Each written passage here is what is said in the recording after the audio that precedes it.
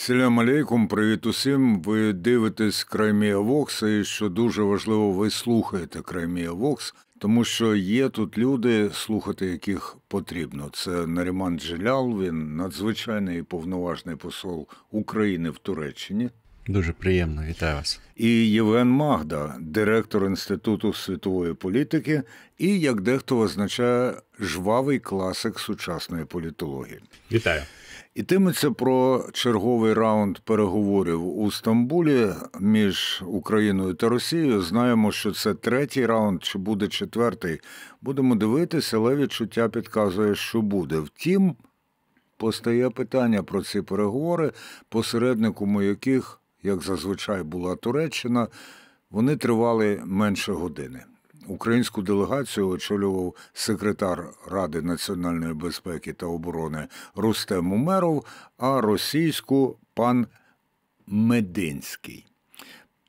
Майже година, менше години для переговорів між країнами, які воюють між собою. Це багато чи мало. І які є підстави вважати, що ці переговори бодай щось дали?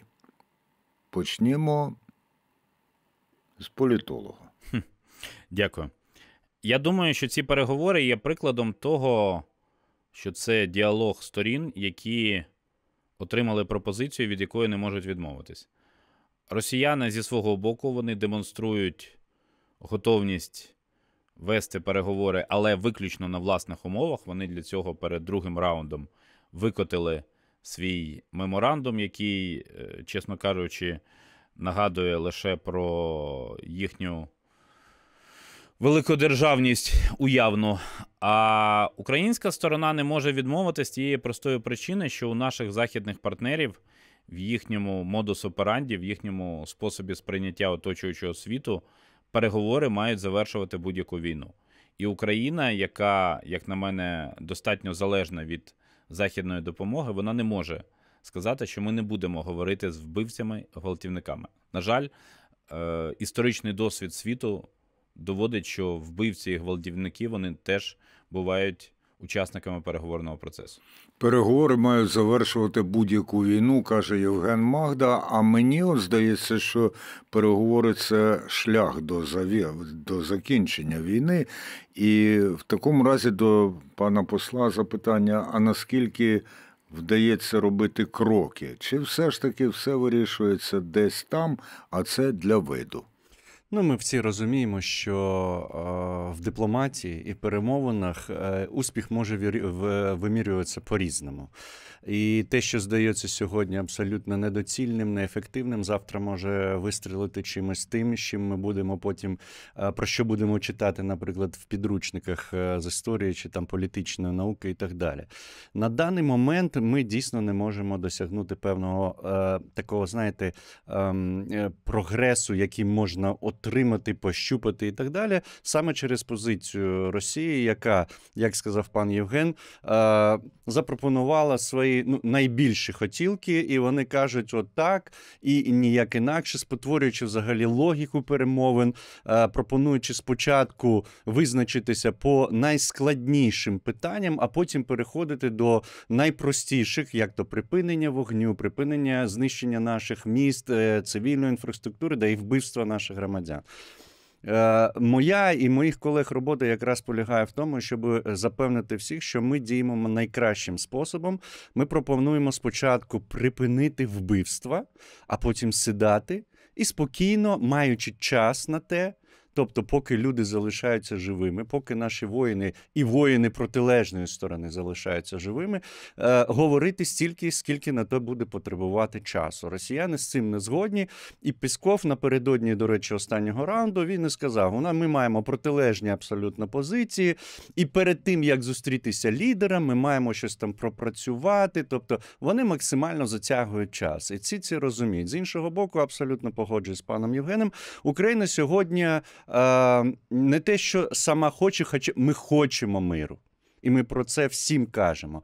Але ми не хочемо вести нерезультативні переговори. Переговори заради розмови нам не цікаві. Ми хочемо домовлятися конкретно, досягаючи для наших громадян безпеки, для всього світу, стабільності, спокою і так далі. Тому ці переговори і тривають так коротко. Пан Рустем, він налаштований на дуже конкретну розмову. Він прямо каже своєму візаві: давай от ці всі твої історичні там розмови одразу відкладай в сторону, будемо говорити конкретно по питаннях. Наші питання чітко окреслені президентом України. Будь ласка, перемовини, гуманітарний трек, зустріч лідерів. Всі, нічого більше нас не цікавить. Якщо ви почнете розмовляти про царя Гороха, ми також почнемо зараз вам історичні лекції зачитувати. Це не місце, де це має відбуватися. Саме тому відбувається спочатку зустріч голів делегації за участю міністра закордонних справ Туреччини Хакана Фідана, потім вже розширений формат, коли всі делегації в повному складі зустрічаються і починається розмова. Тому вона коротка, вона предметна, потім делегації роз'їжджаються, тому що Медінський має отримувати інструкції там і так далі, і так далі. А що, через Телеграм не можна? Ви ж розумієте, знову ж таки можна. І пан Умеров, він постійно на зв'язку з президентом і спілкуються, узгоджують і будь-які нюанси нашої позиції і так далі. Але росіяни, коли не зацікавлені, то, звичайно, скільки б Медінський не телефонував Путіну, від цього нічого не буде. Саме тому наша країна пропонує. Треба зустрітися лідерам і спокійно поговорити про все, що треба, задати рамку, в якій вже робочі групи нехай працюють. Оце спокійно поговорити про все, що треба, це якийсь парадокс, і як це називається? Когнітивний дисонанс. Як можна спокійно говорити з Путіним? Ну, і коли пан Магда сказав, отримали пропозицію, від яких неможливо відмовитись, я спершу насправді подумав, що йдеться про пропозицію американського президента Трампа. А також припускав, що може йтися про пропозицію Туреччини, яка надає свою територію і свій авторитет як посередника там чи господаря місця, де відбуваються переговори. І от Наріман Джелял уже згадав міністра закордонних справ Туреччини Хакана Фідана. Яка роль Туреччини тут, окрім того, що це майданчик? Наскільки турки з їхнім дипломатичним досвідом і власною непростою історією відносини з сусідами є тим середовищем, яке сприяє атмосфері? А потім Євген Магда. Я думаю, Туреччина тут є найбільш ефективною. І я поспілкувався з тими, хто був останнього разу в Стамбулі. Я був попередні 2 рази, зараз через роботу знаходжуся в Києві.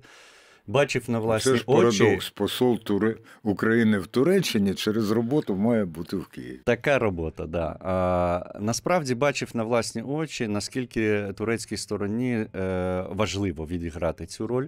Це, по-перше, бажання досягти миру, спокою і відновити нормальні торгівельні, економічні і будь-які інші відносини в регіоні між країнами, тобто Україною і Росією, позбутися санкційних обмежень і заробляти гроші. Це нормальне бажання будь-якої країни.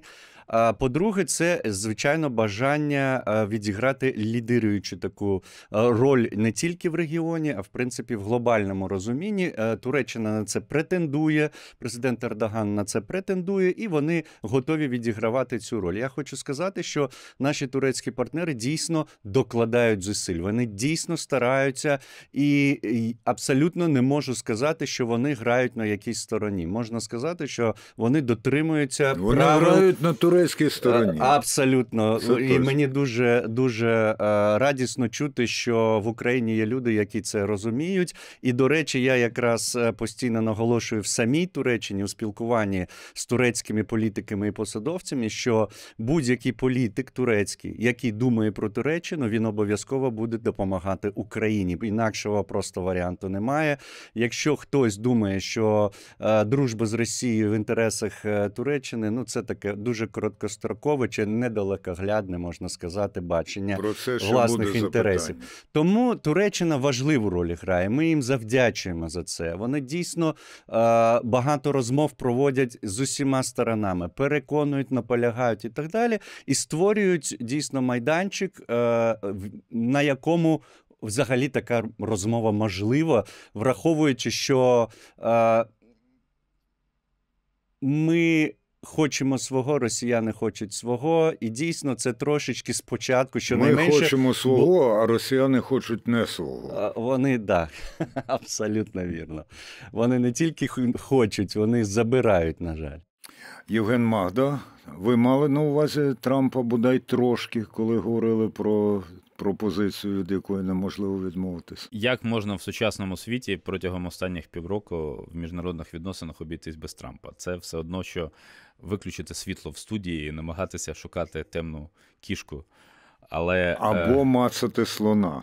Так, або їсти його, починаючи не з хобота чи не з хвоста, не знаю, як краще. Якщо говорити всерйоз, то те, що у Трампа немає чіткого плану припинення російсько-української війни, мені здається, очевидно вже всім. Але на відміну від Трампа, у Реджепа Ердогана є, я б сказав таке непопулярне зараз слово, ентузіазм з приводу посередництва. І я думаю, що Туреччина в даному випадку дійсно найкращий варіант. Більше того, я скажу, що Стамбул найкращий варіант. Місце, де сходяться Європа і Азія, це дуже, такий, знаєте, показовий момент, і він має мобілізувати і українську, і за великим рахунком російську делегацію. Тому що ідуть переговори для припинення найбільшої в сучасному світі війни. Росія любить грати в логіку Третьої світової. Я, наприклад, прихильник того, щоб давати подібні оцінки після завершення бойових дій, тому що ми перебуваємо... Так і думав, що скажете після завершення Третьої світової. Ні, після завершення бойових дій, тому що ми перебуваємо всередині цієї війни і нам складно давати об'єктивні оцінки. В турецькому МЗС існує спеціальний департамент для того, щоб забезпечувати переговорний процес. І це свідчить дійсно про серйозність підходів, про що вже пан Наріман сказав. Я думаю, що ця серйозність, вона забезпечується дихотомією позиції Реджепа Ердогана. Він, з одного боку, лідер однієї з країн НАТО, і в Туреччині, мабуть, друга за потужністю армія країн НАТО, яка, до речі, регулярно має бойовий досвід, можливо, не широкомасштабних бойових дій, але бойовий досвід, який вона може втілити в реальне життя. А з іншого боку, Реджеп Ердоган небезпідставно претендує на лідерство в мусульманському світі. Для нього це теж аргумент. І, звичайно, є і прагматичний інтерес. На жаль, російська агресія завдала Україні величезної шкоди. І Туреччина, і це природньо, і це проявлялося вже починаючи з 22-го року точково, вона намагається бути, очевидно, одним з драйверів процесу відновлення України. Не будемо лукавити, що відновлення і просування своїх інтересів в цьому процесі, воно керує не лише Туреччиною, а й країнами Європейського Союзу, Штатами. Я думаю, що на певному етапі підключаться і Індія, і Китай. Надто великі збитки, надто велика потреба у інвестиціях, застосування новітніх технологій. Тобто ми після завершення чи призупинення навіть російсько-української війни, ми будемо стояти перед тим викликом, що нам потрібно буде, відбудовувати Україну спочатку, причому навіть, як би це парадоксально не звучало, не лише там, де йшли бойові дії, бо наша інфраструктура, вона значною мірою застаріла. І треба розуміти, що низка країн, які не ведуть цю війну, вони не беруть в ній безпосередньої участі, хоча я так розумію, що Туреччина допомагає нам в межах формату «Рамштайн» і будує, наприклад, для України корвет, але тут вона все одно зацікавлена в тому, щоб бути одним з піонерів відновлення, ще одне забуте слово, так, піонери, і бути в авангарді, оскільки, зрештою, це наш стратегічний партнер. У нас, правда, тема стратегічного партнерства з України з іншими державами, вона така доволі болісна і неоднозначна. Так і до багатовекторності можна договорити. Ні, це тільки під гітару Леоніда Даніловича Кучми. А поки що у нас звучать інші інструменти. Євген Магда, а рискою я би хотів, щоб зараз пройшло те, про що ви обидва не сказали, але чим можна продовжити дещо із того, що ви сказали. Зокрема, бажання Туреччини бути і регіональним, і не лише більше, ніж регіональним лідером. Яку роль у цьому відіграє загострення відносин Азербайджану з Росією? Безпосередньо, я думаю. Безпосередньо, тому що це дає нам можливість переконувати в тому числі Туреччину, хоча там багато людей, які все добре розуміють, але діють, виходячи з обставин нинішнього часу. Вони розуміють через ситуацію з Азербайджаном краще, ніж через війну в Україні, те, що хоче, прагне Росія. Для турків це більш ближче, зрозуміліше і так далі. Ми бачимо, як сам Азербайджан змінює потрошки свою позицію. Ми бачимо не те, що змінює, вони почали про неї говорити. Азербайджан з самого початку підтримував територіальну цілісність, але тепер президент цієї держави відверто каже про непримирення з окупацією, з правильністю шляху України і українців. Тобто це добре. І це дає нам можливість більше простору для пояснення туркам, чому Україна веде війну, чому вона чинить спротив і чому вона потребує підтримки саме Туреччини. Тому що стара парадигма війни чи протистояння між Росією і Туреччиною не тільки в Криму, а й на Кавказі, вона зараз знову якби вибудовується і так далі. Я розмовляв з моїм колегою в Анкарі з Азербайджану, вони все чітко розуміють, підтримують, і вони готові до більш рішучих кроків. Туреччина налаштована дуже рішуче захищати Азербайджан.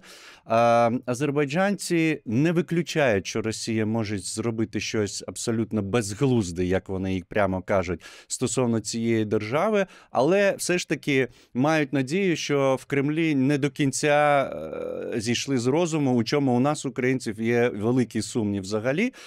І навіть була така розмова, він каже, можливо, вони з Каспійського моря можуть по нам завдати удари, на що я сказав, будь ласка, ми, українці, знаємо, як на морі російський флот помножувати на відому цифру.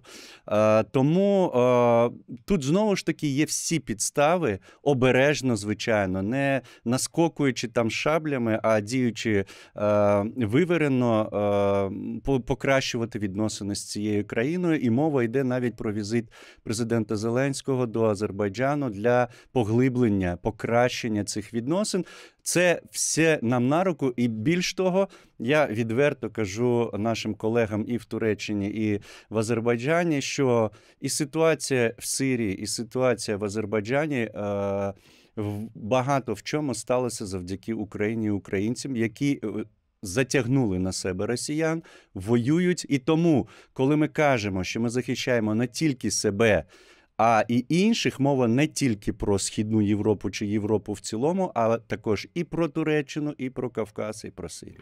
Геополітично і Туреччина, і закавказькі країни вже давно, так би мовити, відносяться до європейського регіону, тому що на них впливає становище в Європі, навпаки, вони впливають. Повернімось до пропозиції зустрічі між Зеленським і Путіним. І Рустем Умеров сказав, що, погодившись на цю пропозицію, Росія може чітко продемонструвати свій конструктивний підхід усім у всьому світі, зокрема нашим партнерам. Але у мене виникає запитання, а Росія зацікавлена демонструвати конструктивний підхід? Чи вона, як завжди, вигадана великодержавність, так? Чи вона насправді більше зацікавлена в тому, що ми самі собі голова і будемо робити те, що ми вважаємо за потрібне? Тут є цікавий момент, тому що і Росія, і Туреччина, очевидно, мають імперські рудименти в своєму світосприйнятті, і в цьому немає нічого дивного, якщо ми подивимось на історію обох держав. Але ж Туреччина має зараз інші спокуси. Вона, наприклад, після того, як українські сили оборони знищили ракетний крейсер «Москва», вона почала одноосібно домінувати в Чорному морі. Це абсолютно зрозуміло з огляду на її потенціал військово-морських сил. Як вже було сказано, ситуація на Південному Кавказі, не тільки ситуація в Азербайджані, але й ситуація в Вірменії, вона створює підстави для того, щоб Туреччина посилювала свої позиції. Ми живемо не в вакуумі, і якщо одна потужна держава намагається бути регіональною наддержавою, більш активно грати, то значить вона так чи інакше наступає на позиції іншої. І Росія це відчуває. Але відчувати і діяти відповідно, це в даному випадку не є синоніми. Я думаю, що Росія якраз буде до останнього демонструвати уявну велич і буде говорити про те, що насправді ви все не так розуміли і ви все абсолютно не так думаєте. Я бачу, що Росія, і це підтверджує логіка історичних подій, вона готова до переговорів тільки тоді, коли вона отримає потужну по пиці. Бажано не один раз. Тоді... А по іншому місцю?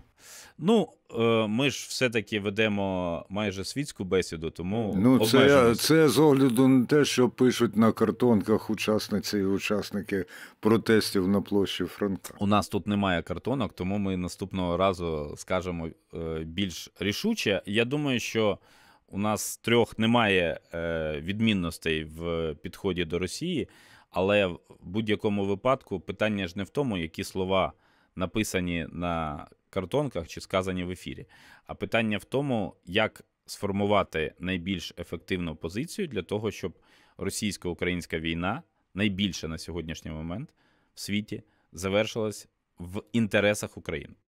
Ефективна позиція часом полягає в наступі, часом вона полягає у поступках, які є червоні лінії для України, де ми не можемо зробити оце крок вперед, 2 кроки назад.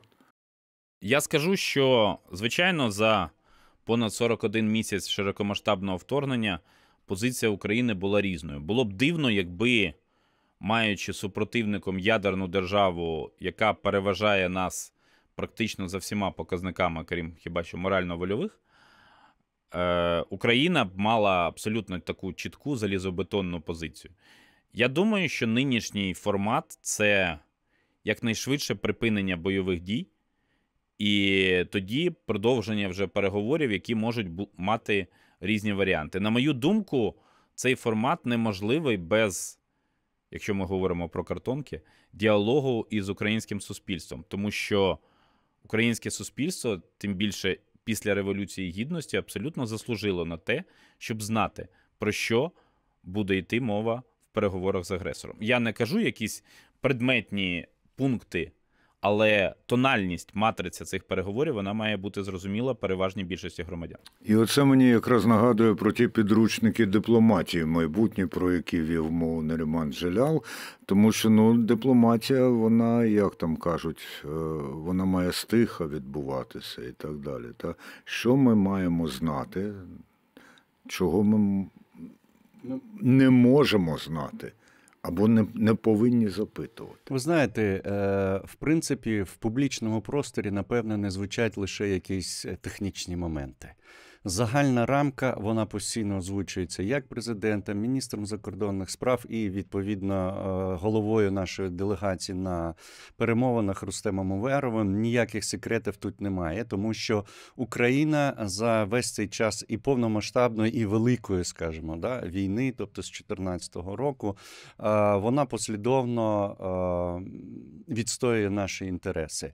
Дивіться, цього року взагалі відбувалися якісь шалені речі, якими ми можемо пишатися.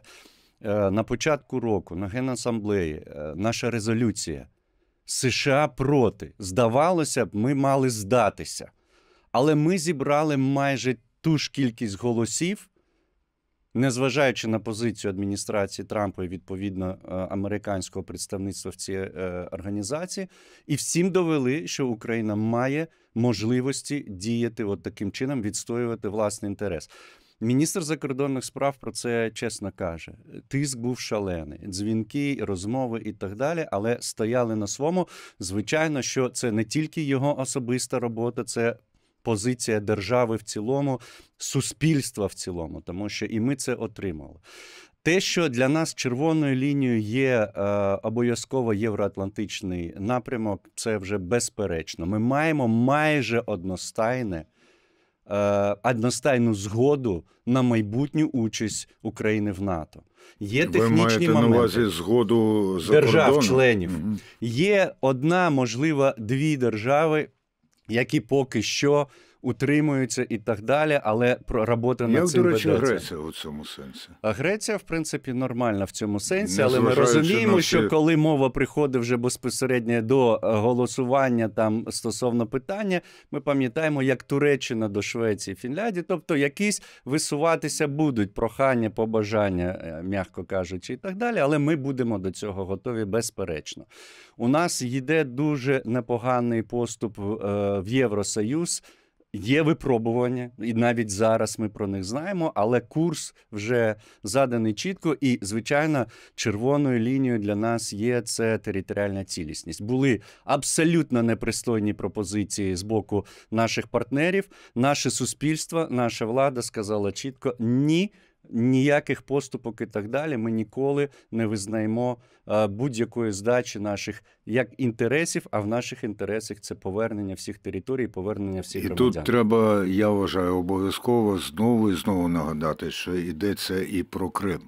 Тому що от буквально позавчора чи вчора я був на одній дискусії, там згадували те, що Росія наполягає на анексії 4 областей, і от йшлося про 4 області. Я кажу, так про 4 області вони кажуть, для того, щоб ми не згадували про Крим. Так? Ми ніколи не маємо про це забувати. Яка б там, хтось зразу каже, що а ще ж місто Севастополь, як окрема територіальна одиниця в складі України. Я вважаю, що це штучно абсолютно, і ми маємо вести Ми пам'ятаємо, мову. чому так було прийнято. Так. І... Я поставлю запитання, до речі, можливо, дещо політично некоректне, але це мені нагадало те, про що Наріман Джелял почав говорити, а нашу ж делегацію очолює кримський татарин. Це так сталося, чи це навмисне? Я не думаю, що це навмисно. Рустем Умеров, в принципі, відомий як гарний переговорник. Про це щонайменше... Цим обґрунтовували, зокрема, його переговори. Це говорять і в Офісі президента, і в Міністерстві закордонних справ визнають це як даність. По-друге, ви пам'ятаєте, що не так давно на посаді міністра оборони йому це закидали як нібито якийсь негатив, але, на мою думку, це навпаки його перевага. Він має гарні персональні зв'язки з турецькою владою, безпосередньо з Хаканом Фіданом, президентом Туреччини. І це тільки в плюс, тому що ви розумієте, що багато нюансів в дипломатії, в політичному діалозі вони вирішуються безпосередній комунікації тих чи інших представників української турецької влади. Це тільки в плюс. Безперечно, Рустем Умеров і всі члени делегації діють виключно в тих рамках, яке задає президент України, і нічого не дозволяють собі там робити від себе і так далі. Тому в даному випадку, я думаю, що в першу чергу це просто персональні якості людини, це посада, яку займав Рустем Умеров на той час, а зараз ще краща позиція для ведення переговорів – це секретар Ради національної безпеки. І все ж таки враховано, я думаю, і те, що він має і походження певне, і зв'язки з представниками турецької сторони. Євген Магда, на попередніх 2 етапах переговорів і на останньому, 3-му, принаймні так подають, що успішно домовились і реалізували обмін полоненими. Хоча дехто каже, так і раніше ж відбувалося. Ось країна постійно веде мовою про повернення цивільних заручників, зокрема кримських політв'язнів. Яка є надія, що цього разу вдасться нам повернути не лише військовополонених, а бранців Кремля? Маємо розуміти, що процес обміну полоненими, він тривав, очевидно, спочатку широкомасштабного вторгнення, і перед цим було, що під час АТО-ООС був і обміни полоненими, заручниками. Це такий, вже, на жаль, звичний для нас процес. Переговори в Туреччині, вони дали імпульс в тому сенсі, що відбувся обмін 1000 на 1000 за ініціативою турецької сторони. І, ну, знаєте, якщо ми навіть одного українця повернемо назад внаслідок цих переговорів, це вже буде позитивний результат, на мою думку. Повернення цивільних осіб для України набагато складніше. Росія висунула претензію, що, мовляв, не всі мешканці Курської області повернулися, але я не пригадаю, чесно кажучи, якихось депортаційних кроків української тимчасової комендатури на території Курської області. Ну, з іншого боку, не було негайної реакції української сторони, що ми цього не робили, мовляв. Ну, ми зараз тут, я скажу не про реакцію української сторони, я скажу про російську пропаганду. Російська пропаганда за майже рік, що українські війська присутні на території Курської області, коли вона дає інформацію про загиблих цивільних, то це, як правило, або вагітна жінка, або дитина, або пенсіонер. Інших категорій там просто не буває. Це пропаганда, і треба це саме в такий спосіб сприймати. Точно так само, коли ми говоримо про повернення українських дітей, то треба не забувати, що в березні 23-го року Міжнародний кримінальний суд видав ордер на арешт Владимира Путіна і Марії Львової-Білової, так званого дитячого омбудсмена Росії, яким інкримінується викрадення українських дітей. Це, на мою думку, було безпрецедентним. Це суттєво підірвало, скажімо так, логістичні можливості Путіна, можливість його відвідувати низку країн світу. Він зараз дуже змушений проводити попередні консультації, чи не буде якихось неприємних ексцесів. І тому, я не знаю, чи російська сторона, наприклад, порушувала питання, говорячи, що давайте ми повернемо українських дітей, так як можемо у всякому разі, а ви будете порушувати питання про скасування цього ордеру. Не знаю. Скоріше ні. Тому що, це не вписується в логіку уявної величі Росії. Але те, що Україна зацікавлена і зосереджується на тому, щоб повертати і військових, і цивільних, і те, що рахунок, на жаль, іде на тисячі людей, це абсолютно очевидні факти. А що нам скаже людина, яка була цивільним бранцем Кремля? Я скажу, що гуманітарний трек перемовин, він важливий. І те, що обміни відбуваються, це дуже добре, тому що, як і було сказано, повернення навіть однієї людини – це надважливо для нашої країни. Єдине, про що ми кажемо, що обміни не мають бути головним предметом цих перемовин. Вони покликані здійснити зовсім інші речі, але для того, щоб хоча б якісь домовленості були, і вони важливі для нас, це дуже добре і абсолютно підтримується всіма. Питання в тому, що росіяни чи російська влада, враховуючи їх взагалі і ставлення, і характер, і все, вони спеціально, цинічно і ліцемірно не хочуть віддавати наших цивільних. Мова йде про тих, про кого просто вже кричить наше суспільство. Як ви пам'ятаєте, цивільні були повернуті.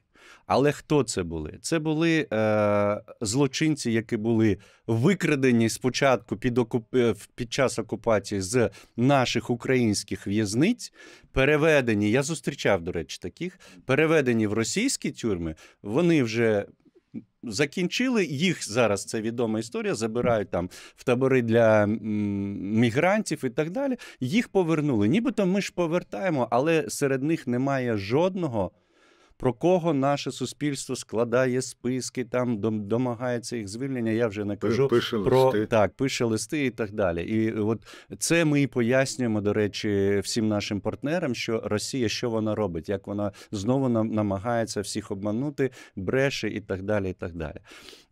Є проблема в тому, що немає жодних механізмів звільнення цивільних, як є за Женевськими конвенціями стосовно військовополонених.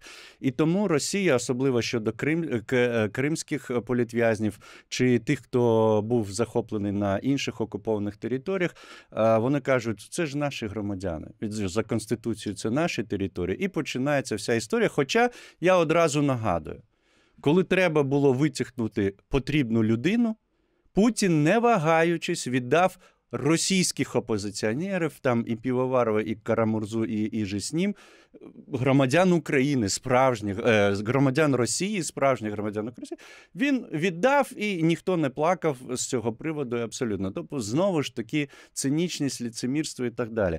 Тому наша сторона, я спілкуюсь з усіма просто, хто задіяний в цьому процесі, вони кажуть, ми подаємо кожного разу, ми наполегливо працюємо над тим, щоб їх повернути, Росія просто відрізає, не хоче і так далі. На жаль, є один простий, жорстокий факт. Ми не маємо тих осіб, які були цікаві Росії безпосередньо і на яких можна було б обміняти тих людей. Все закінчилось Медведчуком? Так, Медведчук, напевно, був останній. Є, напевно, там набагато нижчого інтересу люди, але, знову ж таки, кількісне співвідношення дуже різниця. Нам дорогі всі і кожен, в той час, як росіянам байдуже до того, хто там в полоні і що з ними відбувається. Які можливі розвитки дальших подій і наскільки при цьому зростатиме роль Туреччини, а я думаю, що вона зростатиме, але в чому? І наскільки при цьому зменшуватиметься роль Сполучених Штатів Америки? Я думаю, що тут справа не в зменшенні ролі Сполучених Штатів. Я думаю, що Росія розглядає переговори в Стамбулі як спосіб добитися переговорів Путіна і Трампа прямих. Вона не готова. І я не думаю, що заклик до зустрічі чотирьох Зеленського, Путіна, Ердогана і Трампа, він буде реалізований, попри те, що прозвучало, що є готовність, що висловити готовність – це елемент дипломатичного етикету. А організувати зустріч – це дещо інше. І будь-який лідер, він приїжджає на подібну зустріч, коли він чітко усвідомлює, які він зможе ухвалити політичні рішення, чого він зможе добитися і як йому діяти в цій ситуації. Станом на сьогодні у Росії є логіка несприйняття України як самостійного суб'єкта. Це логіка, якій сотні років, і вона не збирається з неї виходити. Знову-таки, ми можемо тільки за допомогою наших партнерів цю логіку ламати, деформувати, змінювати. І допомога Туреччини, звичайно, для нас потрібна. Але нам доведеться так чи інакше, говорячи про перспективи реконструкції і всього іншого, показувати і Туреччині, і іншим нашим партнерам, заради чого вони стараються. Даруйте за такий, можливо, неекспертний висновок, але давайте собі зізнаємось, що Україні допомагають не тому, що ми душевно співаємо. Україні допомагають тому, що ми добре танцюємо. Тому що найбільша держава Європи, де на сьогоднішній момент палає найбільша в світі війна, не повинна стати плацдармом для подальшого просування Росії і на країни Європейського Союзу, і в басейн Чорного моря, і взагалі для посилення Росії. І це теж треба доносити до наших партнерів. Неріман Джилял, до речі, оскільки Євген Магда згадав Європейський Союз, то я нещодавно читав, що Ердоган висловився, що Європейському Союзу не завадить присутність у ньому Туреччини. Наскільки вписується в загальну турецьку стратегію те, що вони є посередниками в наших переговорах? Абсолютно нормальна історія, і Туреччина тримає в певній, знаєте, такій температурі відносини з Європейським Союзом. Вони гірші, ніж були раніше, але і не відпускаються на таку, знаєте, зовсім холодну стадію. Іде активні перемовини. Ердоган щонайменше каже про те, що Туреччина має стати вагомим елементом європейської безпекової структури. І, до речі, багато послів європейських країн-банкарів, вони з цим згодні. В цьому великому регіоні Туреччина, Азербайджан і Україна мають досвідчені бойові армії, які готові стримати навалу відомо з якого напрямку. Жодна європейська країна не має ані досвіду, ані можливості, ані просто готовності діяти рішуче і так далі. Тому Туреччина дійсно розглядається європейськими країнами як частина європейської безпеки, але тут вже розмова про певні політичні моменти, і ми знаємо претензії Європейського Союзу щодо демократії в Туреччині. Ми знаємо Туреччина, яка захищає власне бачення того, що відбувається і всередині країни, і навколо країни, там стосовно ізраїльсько-палестинського конфлікту, чи з Іраном, чи там ситуації в Сирії і так далі. Тобто такі заяви є. І, в принципі, потенціал для того, щоб вибудувати таку структуру є. Вважаючи, особливо, коли Сполучені Штати заявляють про те, що ми не готові, як раніше, захищати Європу, компенсувати цю певну відсутність чи зменшення присутності Сполучених Штатів можуть Україна і Туреччина.